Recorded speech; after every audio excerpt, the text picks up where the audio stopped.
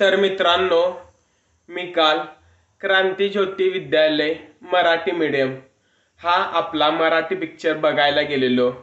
खरंच एक number picture आहे. मराठी सिनेमा कसा असावा याचे एक उत्तम उदाहरण आहे. जेवढा हा पिक्चर बघल तेवढा आपलं मन भरत नाही. मराठी शाळेची गरज काय आहे, मराठी शाळा का पाहिजे, आपली मराठी भाषा, या सर्व गोष्टीवर आधारित हा पिक्चर बनवलेला आहे.